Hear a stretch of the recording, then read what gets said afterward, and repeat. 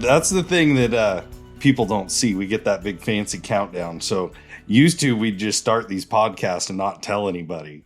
Oh, that always made for some good opening acts. Yeah, because no telling what you're talking about at the time. Yeah, no kidding. We don't give them warning. We just start talking.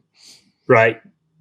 So, but yeah, I wanted to introduce everybody to you real quick because, you know, the first I had talked to you probably was the other day. Yes, I mean, even as far as, you know, even a customer or something. And we got talking, and your story is pretty crazy as far as, you know, everything that you've done. I'd say if you could chase it with a dog, you've pretty much done it at this point, huh, Skip? Pretty much. Everything from armadillos on up, you know. So today we've got Skip Conroy with us, who's currently residing in Montana, right? Yes, sir. Frenchtown, Montana. The accent doesn't match the state, bud. No, a little farther south, you know. So, no, I come up here 12, 13 years ago now we left, you know, and moved out here. Actually, kind of followed the boys, you know. My boys playing football and stuff out here in college and kind of coming this way. I got a lot of family out here too, you know. Well, my grandma's side, you know. And wanted to get away from down there. It was growing up too fast down there. So we're that's the truth everywhere now. Oh, you ain't wrong. Since this pandemic, boy, Montana's really blowed up. It seems to be, you know. So well, I can't imagine. I haven't been back since probably, man, it's been at least 10 years. I went back elk hunting with my dad and a buddy of mine out of down by Ennis. Ennis, okay. Outside of Bozeman. Yeah. But I can't imagine how much it's grown. All the TV publicity you guys get probably doesn't help that either. Yeah, it's gone crazy. It really has. Like I say, since this pandemic stuff, it drove prices up, everything, you know. And then the year of the pandemic, they shut down. You didn't want to be in these woods hunting because there was people standing around every tree. You know, I mean, it was tough, you know. I mean, as far as what you were used to, you know, and now last year and all, it started calming down. You know, did a lot better. Yeah, it's like we were talking the other day. Sometimes it just feels like you can't get lost anymore. Since COVID, especially, there's a car at every pull off. There's, you know, campers everywhere. Yeah, they are, you know, and they're just trying to get away from it too, I think, you know. Right. But we've been hoping, we ain't had a good winter in a while, so we're hoping for a good winter to maybe run some folks off. Freeze them out. So, you know, but yeah, but it's good. It's a good time out here. I like it. You can't get away. You just got to get further back, you know. Yeah, just keep pushing. Yeah, you know, so no, we've enjoyed the heck out of it here, you know, so. And like I say, running dogs anymore. Now we got this bear season out here. That's even makes it a plus, you know. Oh, that's a huge win. I was so pumped to hear that. Yeah. You ought to come sometime for sure. You know, one of these days. Yeah. Someday when I have a bunch of free time and kids that are grown, man, I'm gonna call in all these favors all over the place, and I'm just gonna take off. There you go. You know, yeah, I don't know. Hope one day I'll retire and get to, instead of being a weekend warrior, you know, hit it all the time. So what do you do for a living? I work for the University of Montana, facility services, labor. You know, we do a little bit about everything from equipment to concrete, football games. You know, so we stay pretty darn busy there. You know, I'll bet. So, and that's why we're in football season right now, which, you know, it's all good. Start this coming Friday, taking off for a week. Hopefully, a milk bugling. You know. Oh yeah, you taking off hunting?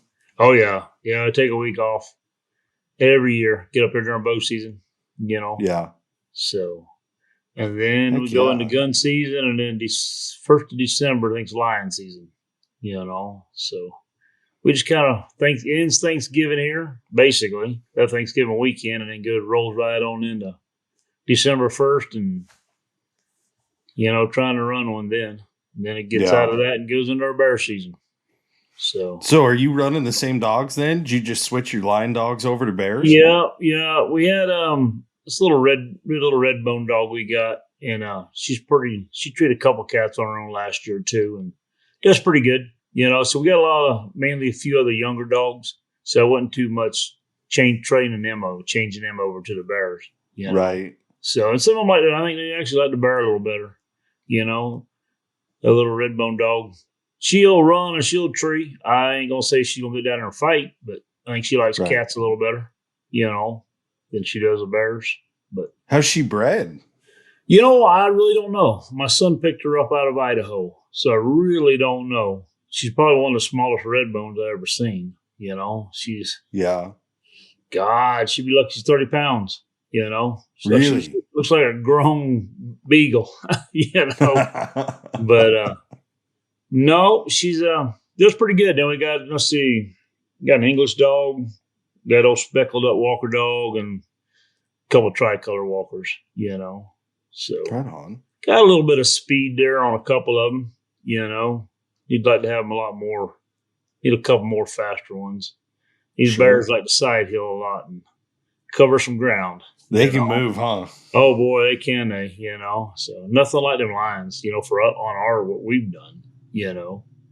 How do you like it in comparison to lion hunting? Yeah. Oh, I ain't got to deal with snow. Snow gets deep going to a tree sometimes. But no, I like the bear hunting. A lot different. Even lion hunting here, more relying on your GPS. Because I had this session here a while back, y'all were talking, buddy, I think was talking about not turning your collars on. Well, I grew up in there, we didn't have none of that. And then we went to, we used to call them the beepers, right. You'd get a double beep for a tree collar, but and now it does help because they get around the backside of a mountain where down south everything's flat. They don't get out of here too much in case it's windy. You can get around. So they help a lot. They really do getting back on them. I mean, you lose contact with them, right. Drive around and pick them back up. But no, it's a little tougher. We had one this year, me and my boy kind of rode the dogs in the afternoon. It was during bear season. We just figured to get them a stretch out and during the middle of the week. And naturally they hit one, you know what I mean? And he struck out and we run him, ran into some wolf sign the way they went into there. So it got after dark, which here you got to pick them up. So that's what I told you. We did an all-nighter. Hadn't done one of them in a long time. So we went in on foot, got back in there on them, and they were bait up and stuff. And so we didn't get back here to the house until it was 10 after 5 in the morning. And we left 6 in the afternoon. So that's always fun. Oh yeah, it was a fun one, But no, they stuck with him though, even in the dark. And that was a kind of a big thing we had down south, and I don't know what it was. We always said because you got a bear, he's black. Well, dogs run in and baying. Well, when they back out, they can't see when he slips back out of the hole. So it'd always be a pause, and then all of a sudden they get into him, and he'd turn around and run out of the hole and go on. And didn't seem to have that problem up here that night. That's the only time we ever got on one at night. We were really trying to get him out of there, right? Because they kept covering country on us. So, yeah, I've always wondered that. It's I think the dogs that are close, like those real bear dogs, once they really get a thirst for it, I don't think you're gonna have that problem. They're gonna know when he turns around. Yeah, and I don't know. I'd say down there is so thick, so I don't know. They'd run into there and the scent's still strong. We just never could figure it. It'd always be, they'd go in there and it had him bayed. And then all of a sudden they'd be bay, and all of a sudden they'd break out and run. But if he crossed a road or something at night, they were way behind him, so so we don't know. It was just one of our theories we had back then, on it, so we had tons of bears down south too. We just don't. So where at down south? I guess let's back it up. Where did you start, and what was your first experience with dogs? Because lions and bears is like the tip of the iceberg. I grew up in Florida.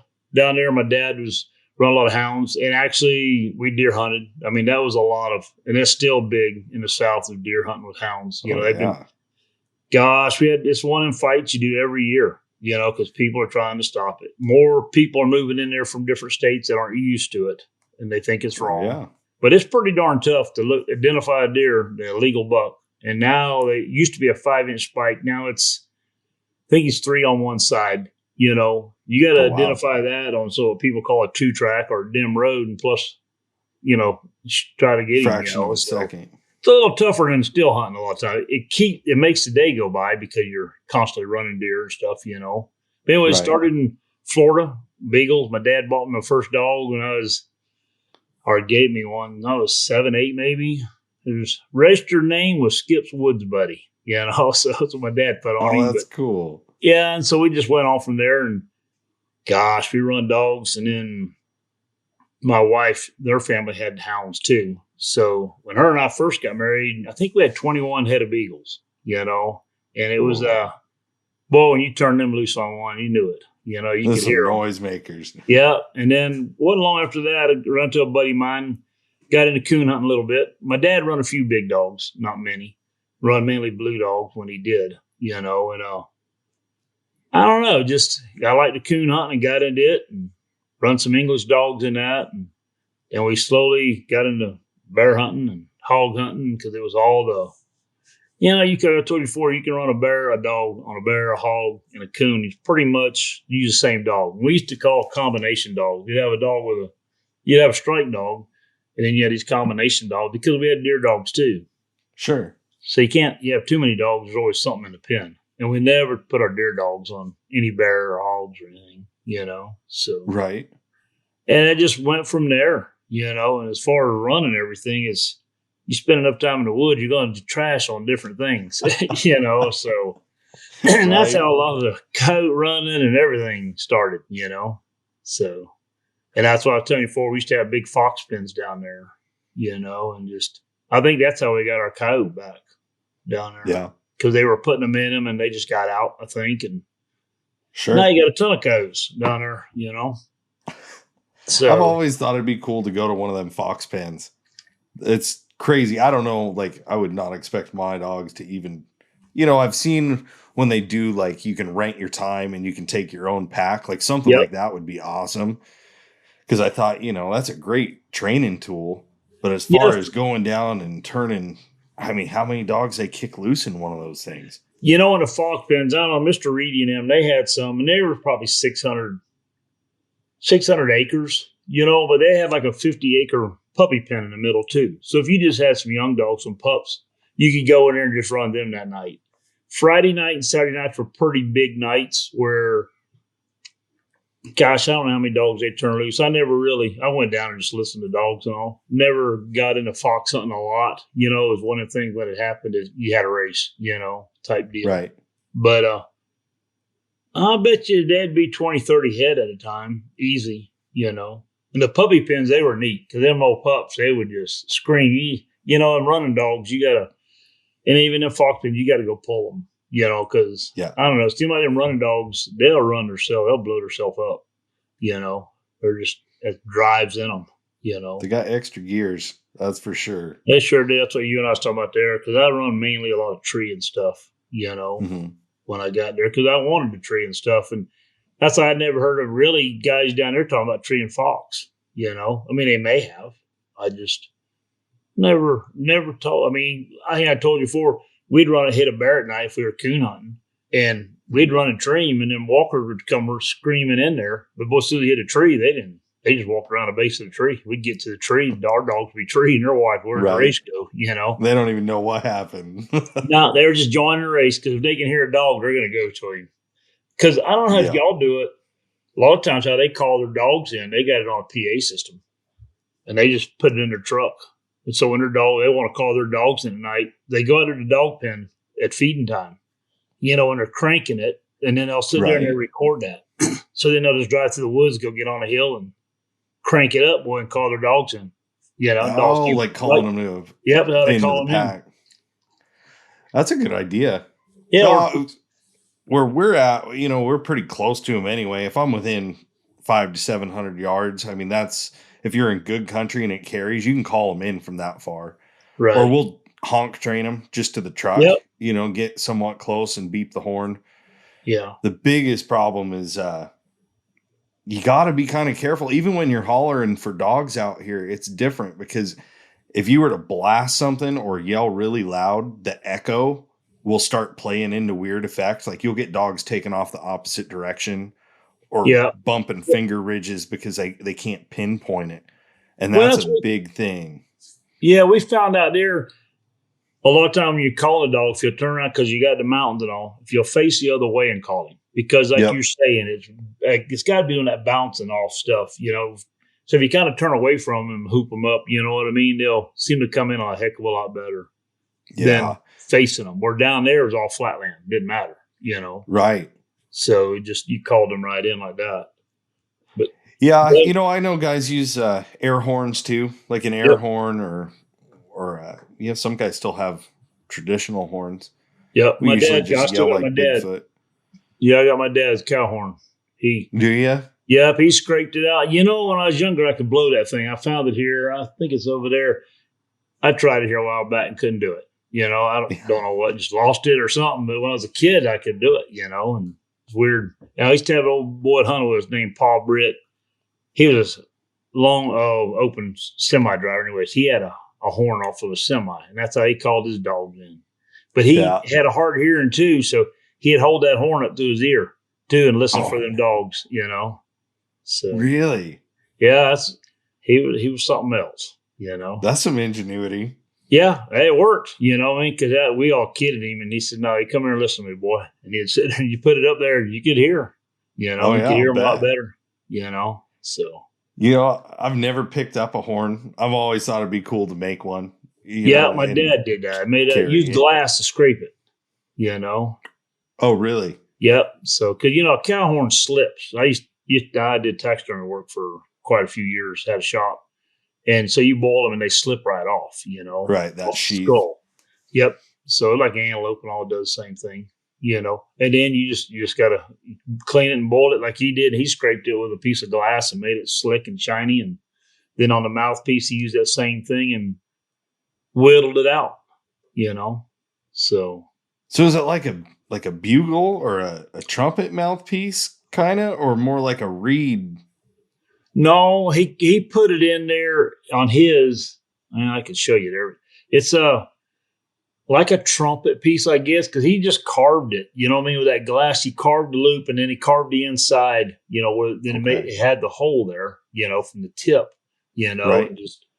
I mean, I was a kid watching him do it all the time. He'd be sitting there watching TV, scraping that thing. You know what I mean? Getting it ready. You know, so it's Hours and just hours. oh shoot, yeah. So, but no, Yeah. it was.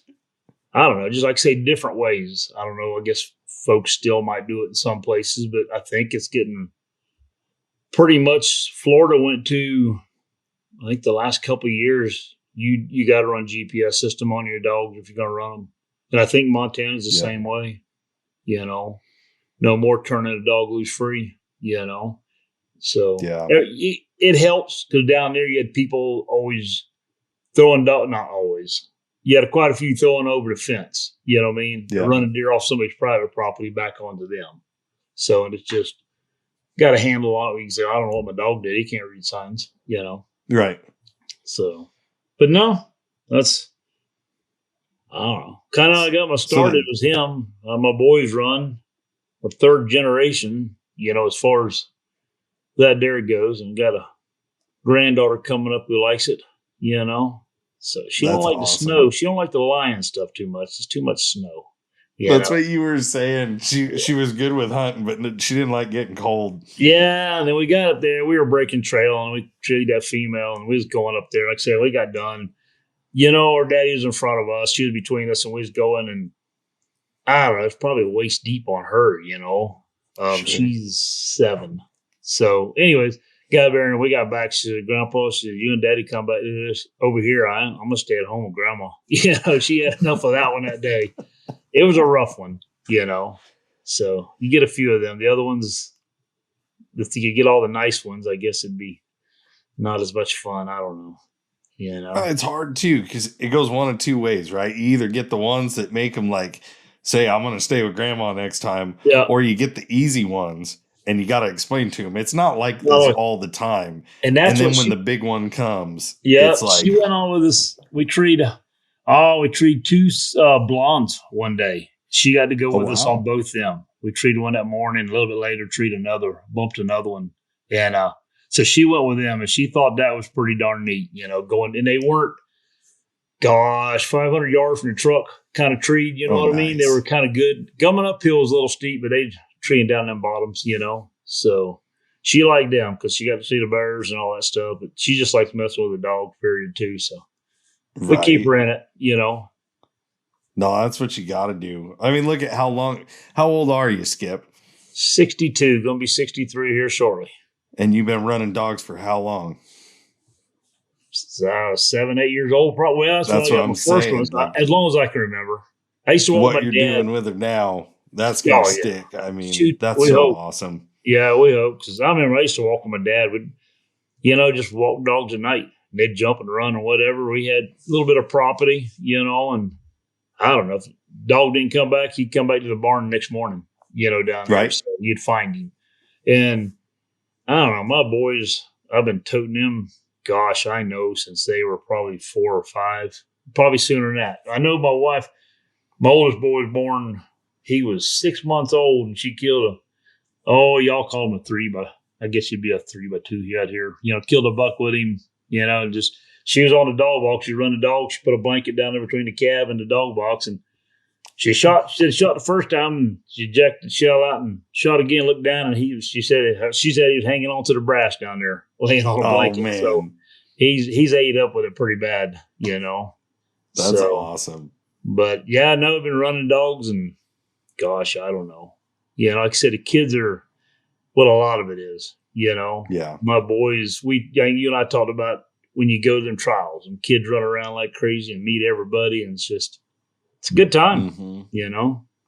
So It is. I love taking my boys because they don't get to see much at W, yeah. because I work from home. I mean, my office is 60 feet from my bedroom, Oh, really? so they don't get to see a lot of what's around it. Every time we go somewhere, those kids are blown away at how Yeah. many W stickers or W shirts Oh, or hats.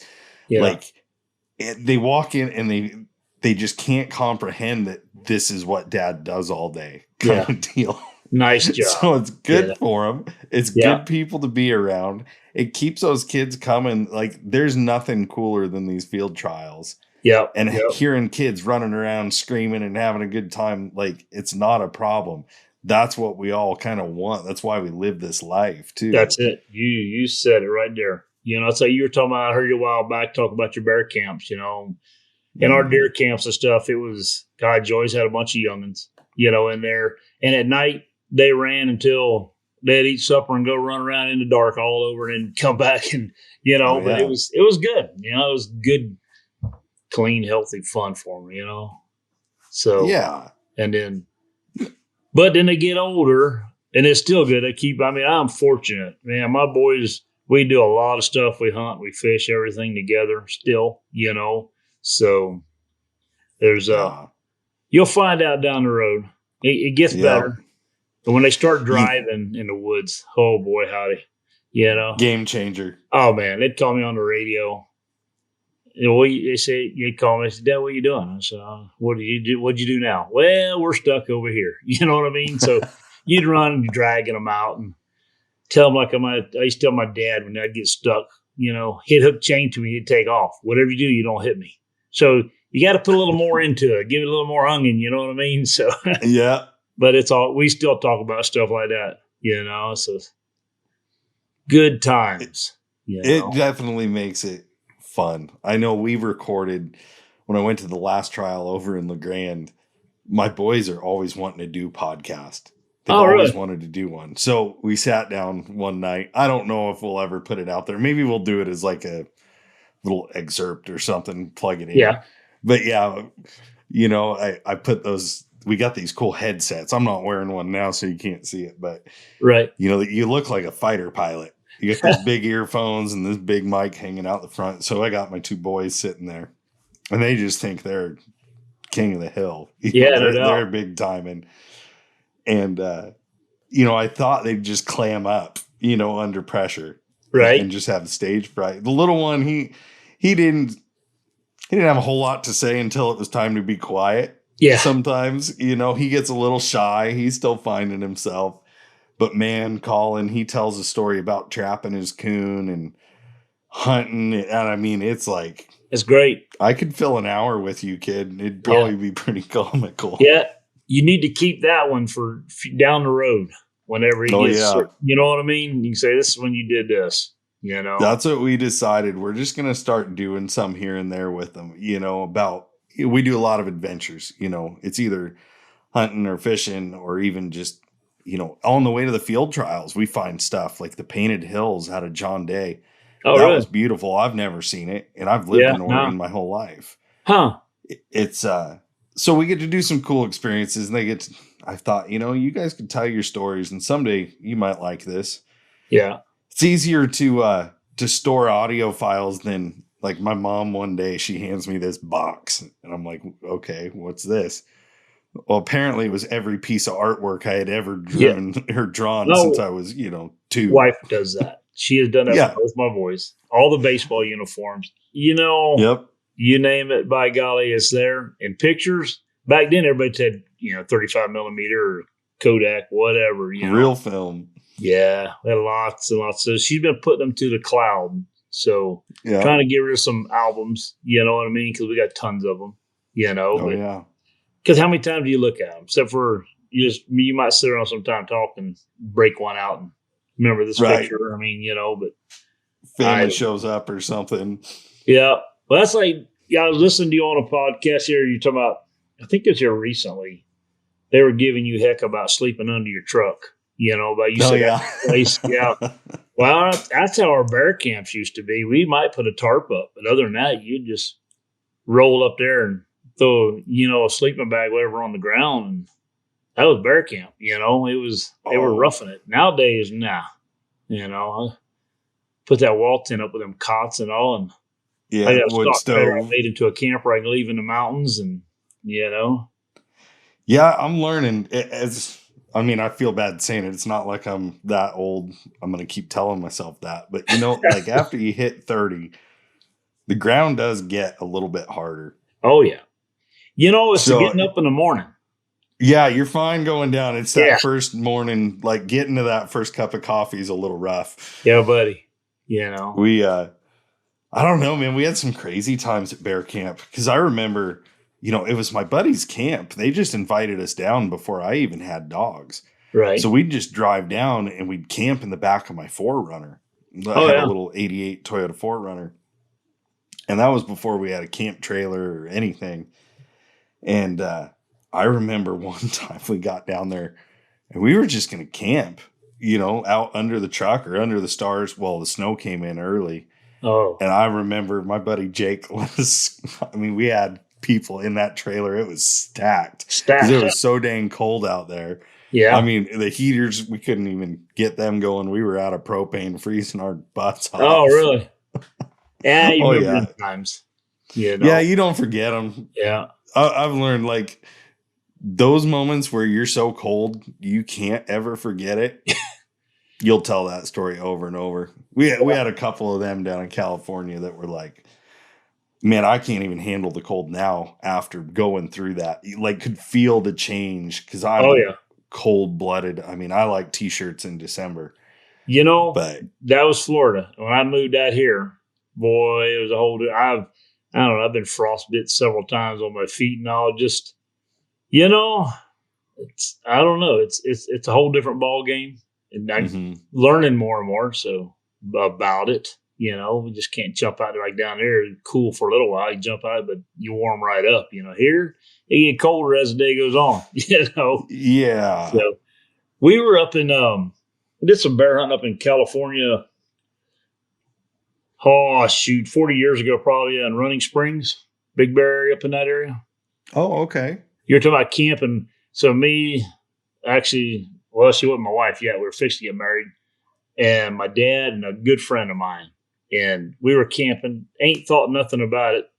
We end up, because there's not much flat ground there. So we ended up, all of us were piled up against a tire in the morning, I guess just from rolling over. Just rolled down. Just sleeping out. And we talk about that every now and then, just like, how in the heck do we ever do that? You know, you think you're just, I guess, automatically roll over and you just are headed downhill the whole time, you know. But yeah, So you my remember. kids always ask me, why you always got that bedroll in the truck? You know, they know what it is. I said, Yeah, because I remember my roots. yeah, It's easier. Honestly, I'm just too lazy to set a tent up in the middle of the night usually. yeah. I got a buddy of mine. He says wherever he goes, first thing he does is set up tent, regardless. He said no matter what's Yeah. going on. He said that way I'm covered for later on. He might have a drink or two, and he said he can always crawl in that sucker, and it's always done. You know. That's the truth, man. You get to camp. I love like our elk camp every year. We usually go over east and do deer and elk, but they've kind Yeah. of changed the regulations now. So we'd always go over, and that was the first thing. You get camp set and you get cooking stuff set. After Yep. that, you can do whatever you want, but I'm not Yep. even talking until that's done. Right, and that's kind of my thing too. Is we get in there and we get her set up and everything because as other people roll in there wanting to come talk to you or whatever, Mhm. you know, I get my stuff done. I'll walk over and talk to you then, you know. Right. So, but yeah, Well, and it's different. Like when you're hunting away from home, or like in your case, relocating, yeah, you're not prepared for the changes. You know, like right. the cold. When you Yeah. live in it every day, I'm sure you found things that are handy to have and gear to use. Yes, sir. It's like, you know, when you know the devil you're fighting, it's a little easier than these guys like traveling from out of state.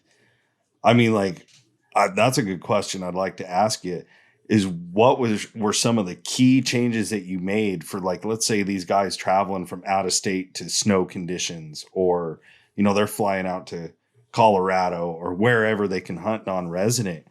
I mean, what were some things that kind of stood out to you? Well, I got some buddies of mine that will be here Friday. They come out every year. Some if they draw tag, good. If not, they just want to come here and they hunt with hunt with us. Just go with you, you know. Sure. You know, each year they learn something new too. You know, footwear, boots are a major thing because of the ground, what you're doing. You're climbing up and down, and then wear layers. Layers are so much important, so you can strip down. You know what I mean? And if you, for us, everybody's different. I don't wear nothing heavy going in. If I'm gonna go sit, then you know you keep it off. You're a little cool when you get there, but then you put it all on. You know, it was a big thing, and they're learning more and more of that too. They had big, bulky, heavy stuff, and now each year they come out, they're changing up and, you know, getting better gear, you know, if you want to say. Well, it's changed. The gear has changed so much. Like in the last 20 years, it's crazy. Yeah, you ain't wrong. Shoot, man, we wanted, back then, you wanted camo. Back then it was Kmart and all. You ain't got it. Now camo has gone totally ridiculous to me.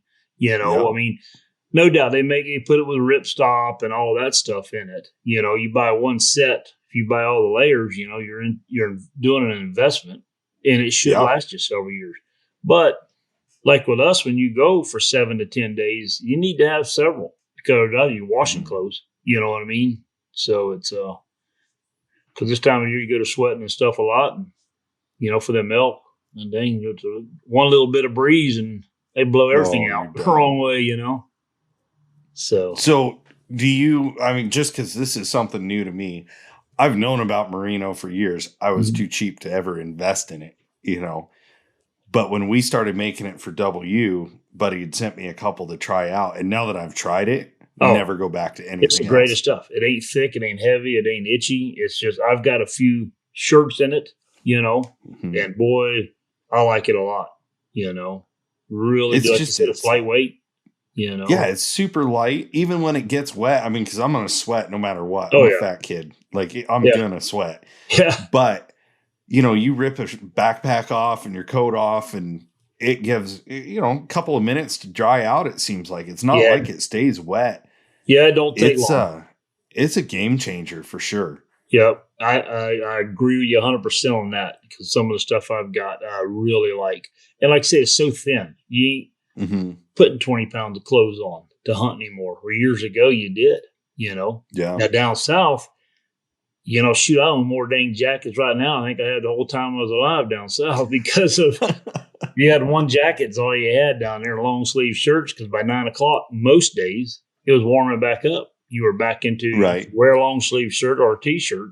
Yeah, I don't know how many Christmas mornings I can show you pictures of us killed deer in t-shirts, down there. Oh yeah. I got a buddy of mine, he's passed away, but he was big, him and his family were big water skiers. Christmas Day, they lived on a lake, all the No family kidding. come in and water ski. It's just, yeah, you got days where you had frost. I can remember some 17-degree mornings down there, but 100% humidity, boy, it's pretty darn cool, Yeah, no kidding. So, Yeah. I think I was. But changes from there to Montana, I mean, that's a pretty drastic swing. Yeah. Plus, what about like snakes and stuff? You have to wear snake boots and stuff when you were down there? I had them, depending on where he hunted. I grew up Ocala National Forest, never worried about them, and we had shaky tails down there. You get around the water, you had, water moccasins, you had pygmy rattlers, different stuff, coral snakes. But then I moved, went up a little North Florida and did some hunting for about 10 years, a lot. And we were in the water a lot. So I wore them there because we had a lot of moccasins, killed. Yeah.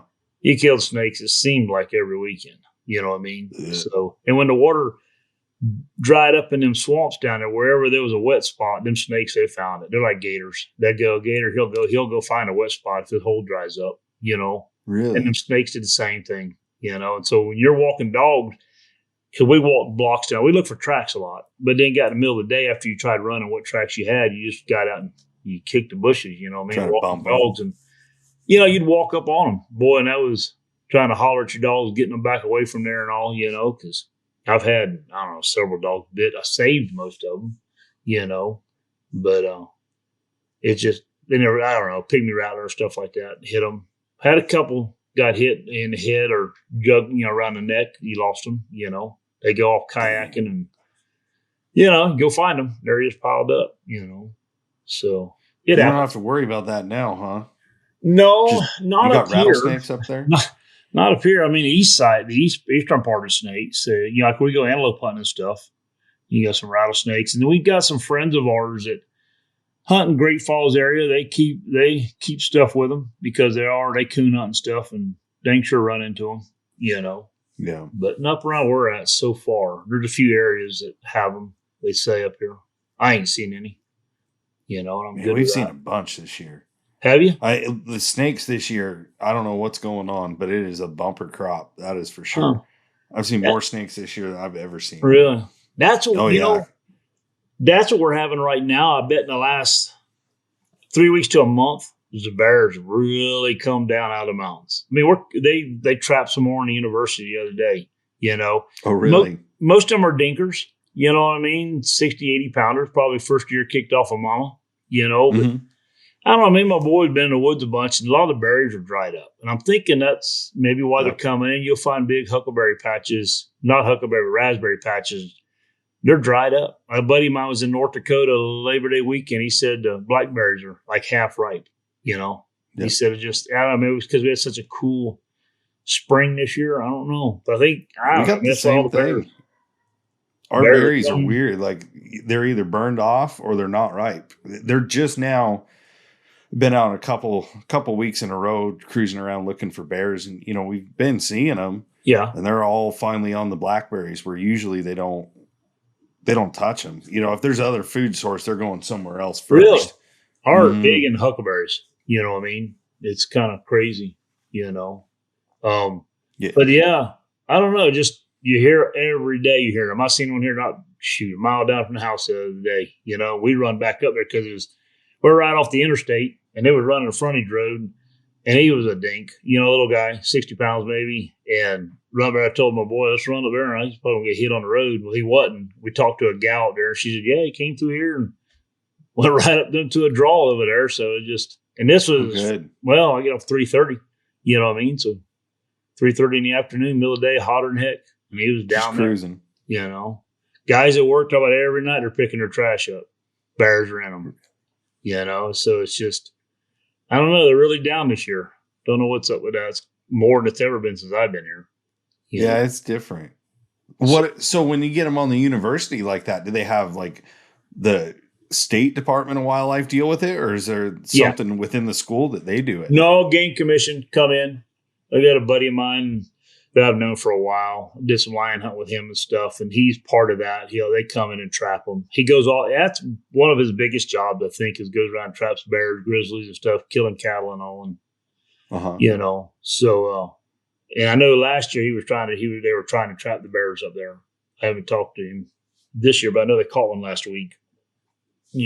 Just culvert traps.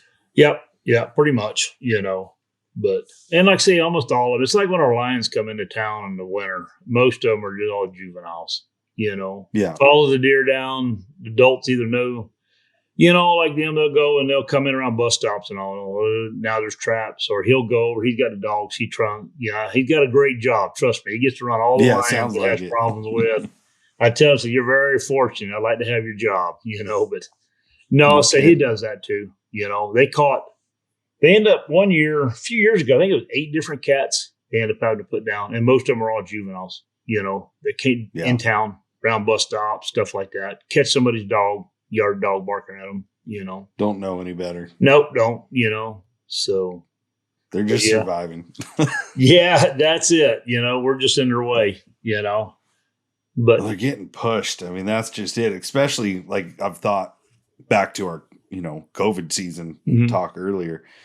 I think the activity is really messing with them too, because all the places that we used to go that might be, let's say, half hour out, yeah, and you were lost. Now that's like normal. You've got cars and people in it all the time.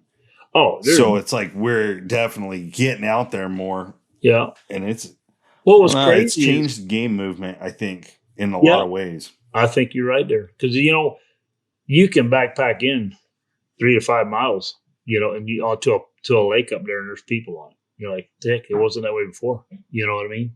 So yeah. And nowadays it's just like everywhere. Everybody wanting to get away. So can't blame them.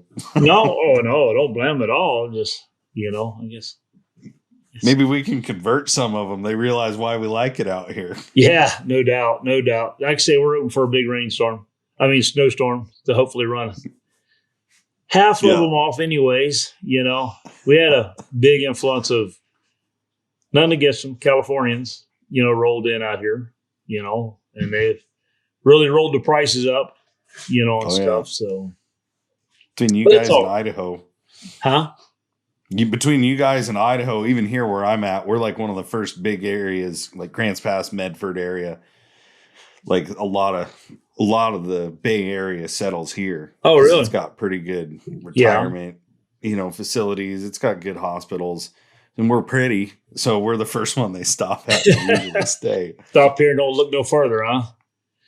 But that's so crazy, because you guys just got your bear hunting for the first time in that environment. That's what blew my mind about the whole thing was, you guys got it, which is awesome. But you did it during a time that there was a lot of influx in new residents from, I'm going to say, predominantly liberal states. Yes.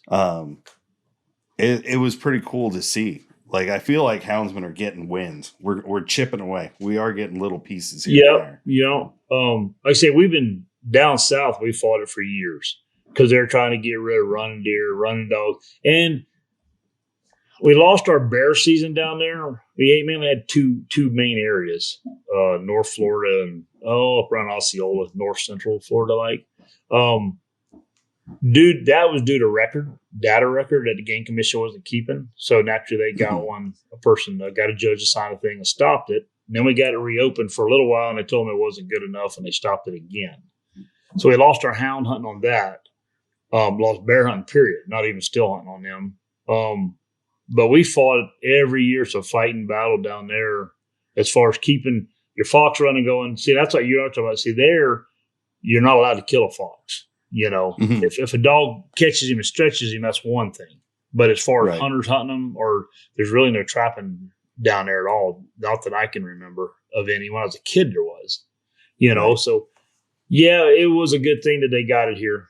They won this battle on this, and hopefully we can keep it. And I think a lot of guys around here, they weren't posting a lot of the pictures. You know what I mean? They were posting like a bear treat or whatever, but no, that's about it. They weren't doing stuff on the ground or nothing like that. Sure. Which was a good thing. It was good for us, I think. Everybody around here realized what they have.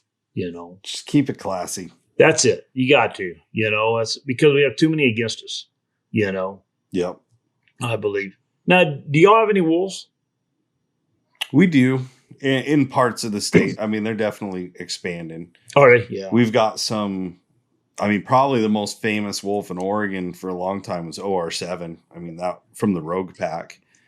Oh. And that thing is pretty much responsible for populating all in NorCal and Southern Oregon. Yeah. I mean, we had run-ins with him. I mean, I know we were hunting the same ground back in 2000. I'm going to say 2011 because 12 is when they put the kibosh on it. Oh, really? But we had dogs bluffed out and wolves actually stalking them. Really? Trying to find ways up the ledges. And yeah. The cattle ranchers, we hunted a lot of fruit growers' land. So the cattle guys were up there running. We were always relaying messages. If they saw dogs, they'd tell us. If we saw cows, we'd tell them. Right. And they had warned us he was in there. Yeah. And sure enough, I mean, when the snow flew, he was right there, right under the dog and just waiting for a snack. So did anybody roll him up or never got rid of him? No. That you know of?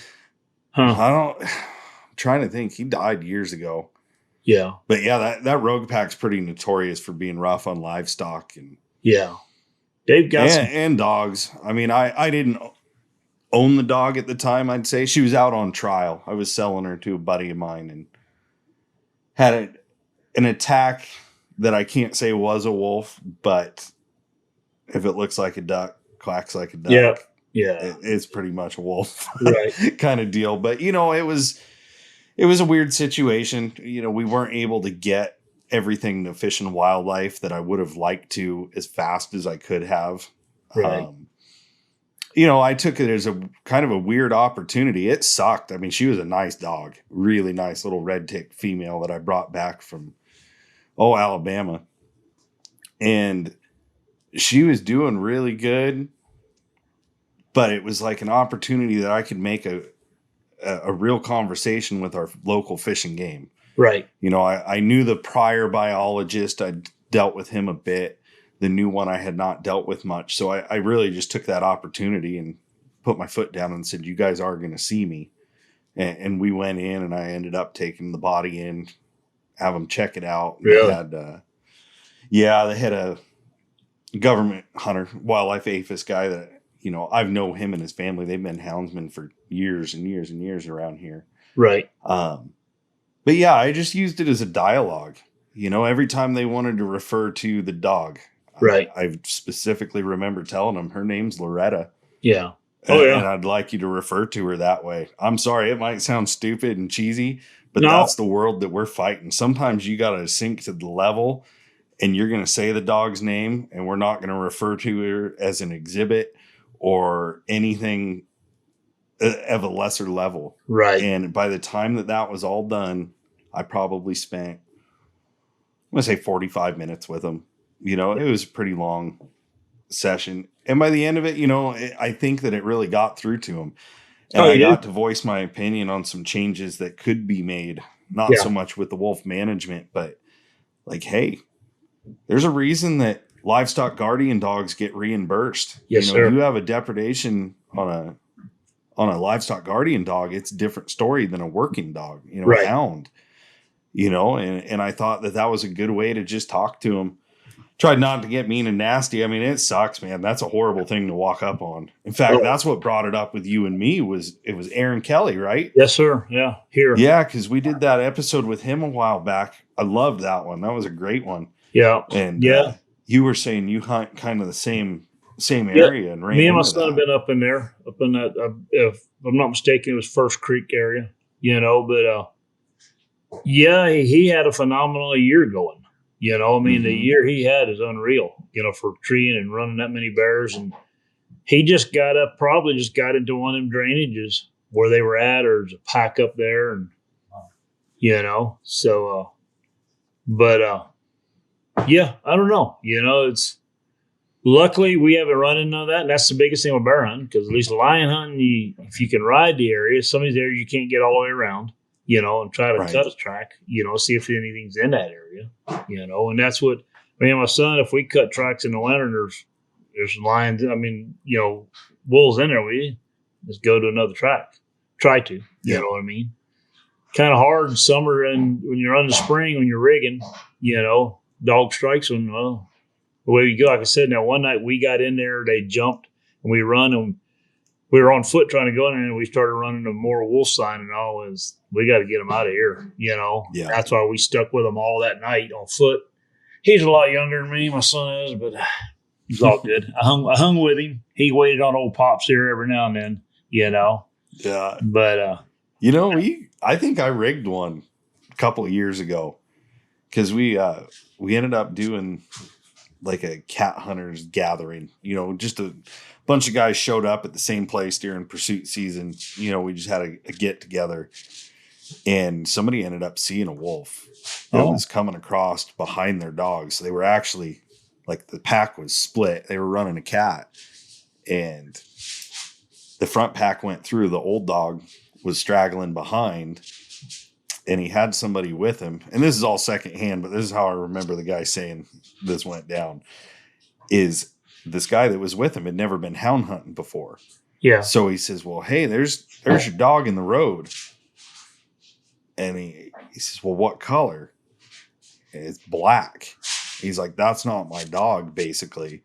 And the wolf had gotten in between the split, the front part of the race, and that last dog. Oh, really? Yeah. And, then word got back to camp. I mean, pretty much everybody split out of there after that. Nobody wanted to hunt around it, which I didn't either.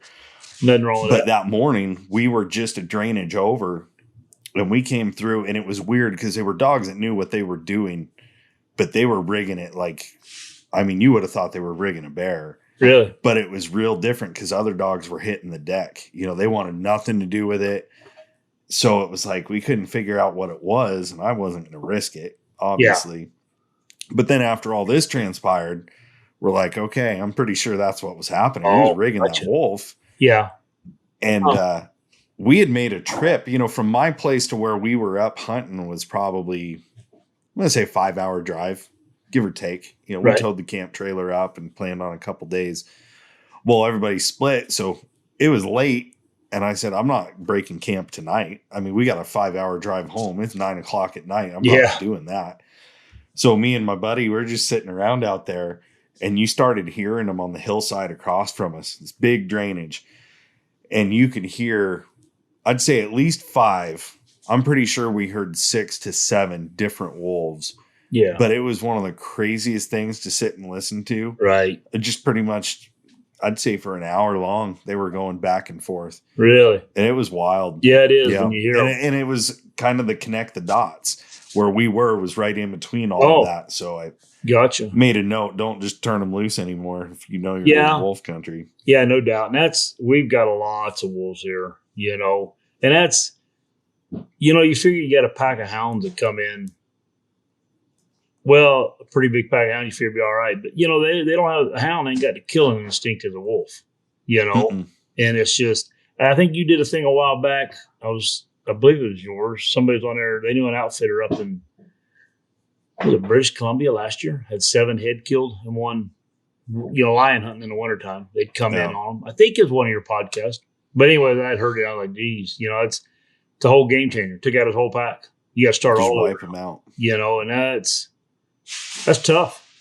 Dogs they're a tool, but they're a family member too, when you have one for a while, so. Yeah. And they're like that favorite screwdriver.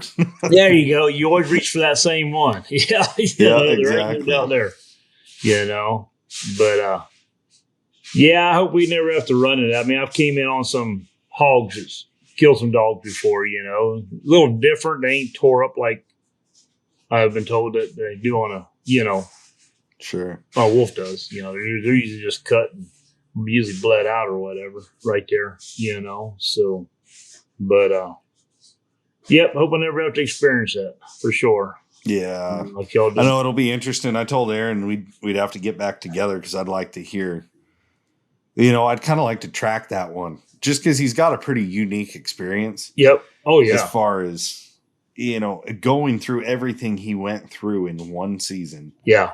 And I know when I talked to him off of the podcast, I told you this the other day.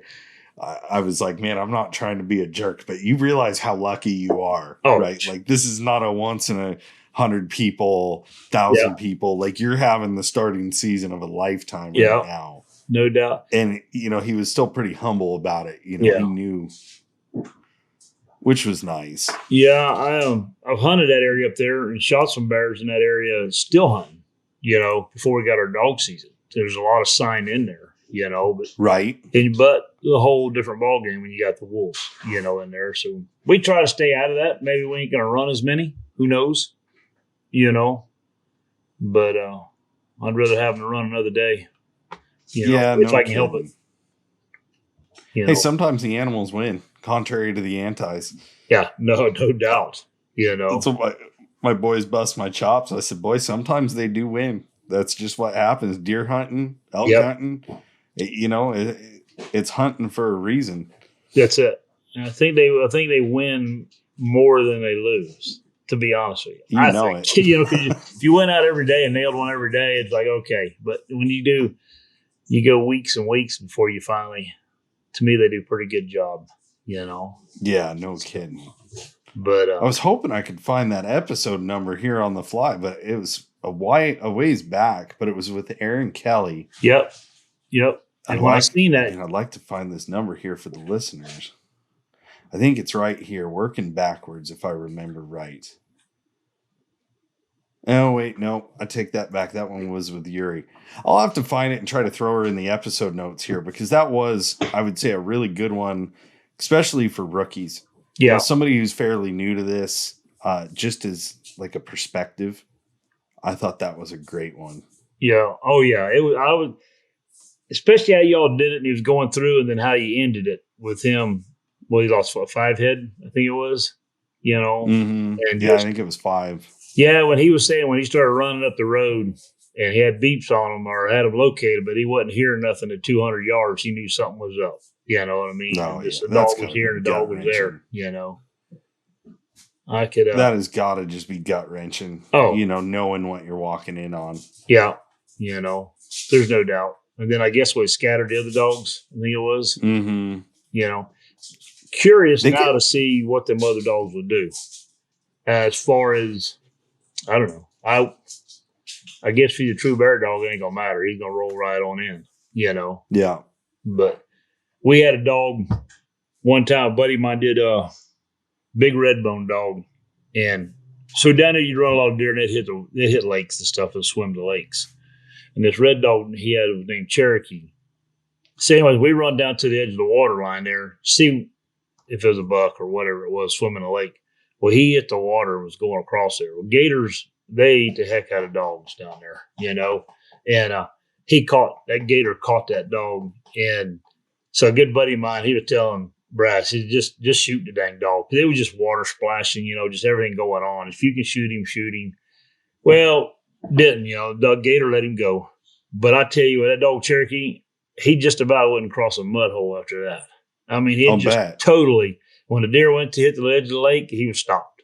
That's all there was to it. He wasn't going nowhere. I mean, he learned his lesson on that one, But, yeah, it's a pretty big thing down there in different places. I was coon hunting one night, lost a plot dog to him one night, It's coming across. I see the pictures.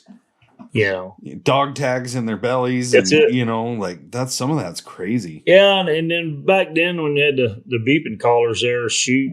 Because a gator, he'll grab a dog and he'll stuff him under a log or stuff him under something, Well, most collars are waterproof. Gash him.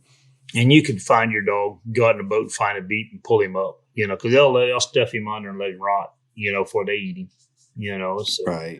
But on the ones you didn't have collars for years ago, you just wrote it up. Well, I lost him, got snake bit, something, So. Right. But, like you're saying. No.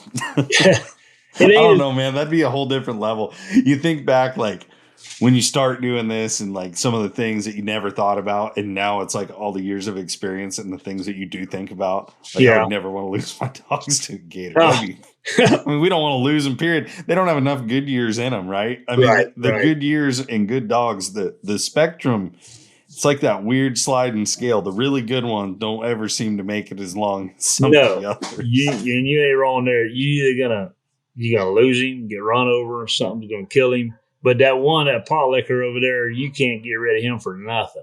Oh yeah, he's gonna live You can't give him forever. away, you know. But That's what Buddy joked around about one of his. She only stuck around so long because she figured she could get one more meal or something like that. yeah, no doubt. No, because they get to showing you a little promise, or the breeding's there. God, it's going to click anytime. You know what I mean? And right. it's a good friend of mine. He had a plot dog down there. She was 2 or 3, and we were running dog one time before she ever kicked in. Prior to that, at a cage coon, anything, she was just like, well, whatever, just run around. But she had good blood, and Brad he liked her and hung on to her. Boy, when she kicked it in, boy, she was a ball of fire. And then we lost her like a year later. You know what I mean? That's what happened. It was weird. Didn't have collars back then. You know what I mean? So after that, collars started coming in, and I held off for the longest time buying collars until you all were talking about how much gas you can save, by just having a collar. When you pull up to an intersection, you're like, which way is the dog? Which way do I need to go? I used to wait till after dark, an hour or so after dark, while everybody got out of the woods, and I'd just go and look for tracks in that area and just start tracking a dog and go from there and be calling them, It's just a little easier now, huh? Oh boy, how is it? Yeah. And my son, he got me into these here now. And Coursing a dog is still the best. Yeah, it's coursing dogs. People need to learn to course dogs and need to know what your dog sounds like. There is some folks out there that I know that I don't think they know the sound of their dog, That's and true. don't know how to head a pack of dogs off. Listen to them, get ahead of them, They're there.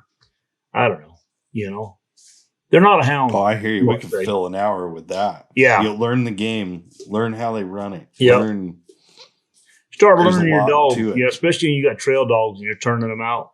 You can just about, back then I could just about tell you when they're about ready to step on him. You could hear it in the dog, and ain't nothing better sound when they step on him and they all get up under him and they get to rolling him. It's just, I don't know. It's always said, I want it to be a good race in my mind is if you take somebody that has no clue about any of this. And I've done this before. I used to have a dog. He was just picture perfect. You could tell every step of the way. And he's like, something's different. What happened? Yeah. Like when you can hear that, and I love a good, when, like you said, when they're getting ready to step on him, they get him sweating. He's up and running. Yep. It's like, man, there is no better music in the world. Yeah, right. Sound of music right there. It's just, that's what you and I talked a little bit about. I was telling that it's called the Big Scrub Winter Classic. And the last one I went to, been quite a few years ago, they turned like 700 had a walker dogs loose, on a fox trial. And that was unreal. And one of them hits it and they just funnel to him, and it's just a roar running out there. Just coming in. Oh, it was probably 50, 100 head of dogs on that first one that went on, you know what I mean? And other ones are coming to it and they're bumping stuff. And, there was some trash running because I'm sure deer and a fox are pretty darn close, to smell, and so they would hit that and they'd have deer races going. But boy, did it sound good, Oh, I'll bet. So it was, man. Yeah, I'll never forget when that Master Hounds guy down there said, hunters released the hounds. Yeah, that's the first one I've ever been to. Did it on CB radio. Everybody's backed up same way. I'm all the way down that same road. Boy, the way they went. Yeah. It's just got trucks backed up and they open that tailgate and there's dogs flying out of everywhere. It's crazy to watch. Yeah, you had some coming out babbling for sure. That's them young dogs. They'll come out and they'll go to babbling all the way to wherever, Oh, yeah. No, they were good, and do y'all have anything like that up there on your fox trials or anything? Or no, I mean the field trials, they do like a big bear race or bobcat race sometimes, and you'll get a bunch of dogs in it, but that's what they do. Nothing here. Like that. They'll do a drag bear race, and they'll have the cat races. I guess it is, and they'll turn a bunch of dogs. So many dogs, and they run them in heats. Mm-hmm. I think I heard you say something about they did a 3-dog bear. Yeah, a lot of places are going to a 3-dog pack race, which is cool because you can just run your 3, and they got to all make stakes, come between, and then they've all got a tree. So if you got one that doesn't tree, you get no time. Okay. But it's pretty cool. I'll tell you, the guys that are doing them, hats off, because it's a lot of work. I mean, they're adding a lot of legwork for the clubs and the guys that are volunteering to judge and just keep things rolling, because you're running 3 dogs at a time. And when you got 20 teams, Oh yeah, that's a lot of racing. I did like the podcast you did a while back about, I don't know where y'all were at. I'm bad about that. But somebody had their TV hooked up to they had hooked up to their camper and all, and then they had the collars, the way they were. Yeah, that was at the Prineville trial. And they had it all hooked up. It was pretty slick. Yeah. Because now all the new Garmin stuff, go into the Explore app and everything can link up, Right. So it's nice. I think about it like if somebody's riding with you, they can pull it up on their phone, but they can't control anything. Right. So you don't have to worry. Yeah. But yeah, they had it hooked up to a big screen TV. Brad had his, awning kicked out. Yeah. So he should be charging admission, I thought that was back pretty out neat. of the rain and watch it. That's when you were saying that. Then when the dogs about to come across the finish line, you could run out there to it and, Yeah, it was only 50 feet away or whatever. It was pretty sweet. Yeah, that is pretty darn neat right there, So I know there's so much cool stuff as far as just all different regions. I'd love to make a trip and kind of touch base and go see a lot of these different things, like the fox pens. Mine wouldn't do jack diddly squat. They'd follow the first market dog in there, but it'd be fun to go see. Yeah. And same with the deer dog, and that's still a thing. A lot of people forget, even out here on the West Coast, you can still deer hunt in California with dogs. Oh, do you it's really? Just really restricted. Yeah. Yeah. It's one. And I mean, from what I remember, it's 1 dog per tag. So you can hunt in a party, but you're really limited on dogs. Yeah. Dang. Huh. So most are terriers. A lot of them are running terriers. And Right. Yeah, when you have deer dogs, man, gosh, I've run all kind of dogs. I used to tell people if a dang chihuahua would run a damn deer, I'd probably run him too, because they make enough noise, But, yeah, I don't know. I didn't know they did that in California, though. Huh. I mean, that's a good thing. I mean, it's tough. Yeah. You're limited. When I used to hunt Wisconsin, shoot, I think we were a 6 dog limit on the ground once. And that was 40-something years ago, too. When I went out first time, that's the only time I've been there and we hunted. We was there for 2 weeks. And hunted about thing I told you, I know with Peck and them, they were Wisconsin Bear Hunter Association is what they called it, but, we could only run, and we killed a sow there one time. God, I think she was 10 or 11 minutes, they figured, ahead of the dogs, and she was on the second pack of dogs. And the only reason why the old boy shot her, she got was she'd run her routes. You know what I mean? And she would run them old logging roads and make some time up. Well, then when she stepped off, the deer do the same thing. He'll run that right there. He'll step off. Your dog's going to run past him a couple hundred yards and figure there ain't nothing there. Then they got to start hunting their way back, pick him up, and they gain time. And he ended up shooting that sow right there. And she was, 10, 11, 12 minutes ahead of the dogs, he said. He said, He told me when he got there, he shot her running to him. He said, I had time enough to light a cigarette and smoke it before the first dog got here. So however long that takes you, I don't know.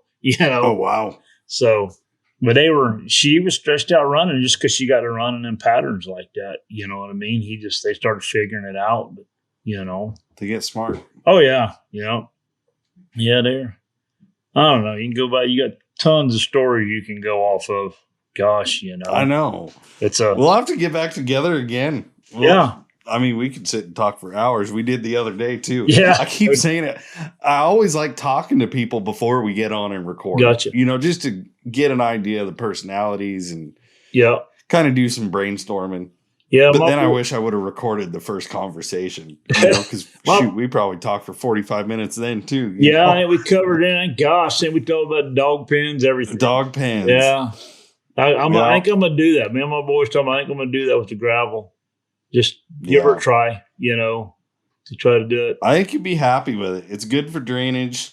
I mean, we'll have to, maybe we'll have a get back together once you try it out. Because I'm telling you, it made my dog's feet so tough. That's what you're saying. That's what we need. Just to do that. They're tough enough. Because down there, it was sand. And I had concrete pins. I had wooden pins. I had dirt floor pins just over the years. And it didn't matter. First week or two of hunting season, dogs were running pads off. You had to put them up. I mean, they'd get up in the morning and come out of their box and get in the dog box, but they weren't worth nothing much after. They were just too dang sore. They couldn't hardly walk, And then you get dealing with briars and everything else down there. It just it works on them. I'm sure it's tough. And the humidity. Yeah, humidity. It's when it's hot. Yeah, we've blew up a couple dogs on hot days. You can't get to them. Saved them. Boy, Gatorade is a great thing for them. When if you can get to your dogs, I've had to go to them. Me and the wife has gone to them before by using the beep system because the dog ain't moving. You get back in there and he just, getting these big blocks. It's hot, humidity's up. Yeah, and just get to them, get that Gatorade in them. And takes them a couple weeks. They'll get back going again. Yeah, it's definitely long term. Yeah, it takes a little bit to get them work back. I think it's just heat stroke, like it takes it out of people. So pretty soon you won't have to worry about heat stroke. You're going to be having snowflakes for long. It's been hot here. We've had a lot of 100-degree days, but today, right now, it's just smoky. You can't even, here at the house, I walk out on the porch, I can't even see the mountains across the road in the house. It's socked in thick, So I know the feeling. That's how we get it. It seems like every year. They finally got this one. It's clearing up around here now. Nice. But, yeah, fire season's never fun. No. But, I enjoyed it. Like I said, I've never listened to them. I started listening to y'all's, and I just enjoyed the heck out of them. I just never been this tech type stuff here, but I go to the gym. Well, you can tell everybody how easy it was. It ain't that hard. No, it ain't hard. That's for dang sure. And like I said, I go to the gym, man, I put them earbuds in, and put y'all stuff on and roll with it. It just makes it, I don't know. And then I usually listen to it on the way home, the rest of it. So it's all good. I like it. That's why I said, we appreciate it, man. I appreciate you reaching out to me too. It's fun meeting new people and, like your experience from, hogs to coons. And like I said, when I saw the phone number and I heard the accent, I'm in my head, I'm thinking one of these things don't match up. I told my wife when we got off the phone, I said, he used the phrase, boy, howdy. So I know we're good people. We're good to go. Yeah, that's all good. Yeah, we can talk sometime. I'll tell you a few bear stories and stuff. Some one of those. Well, let's do it. Let's get back together sometime. You get some stories and we'll have another heyday here. Yeah, buddy. Enjoyed the heck out of it, man.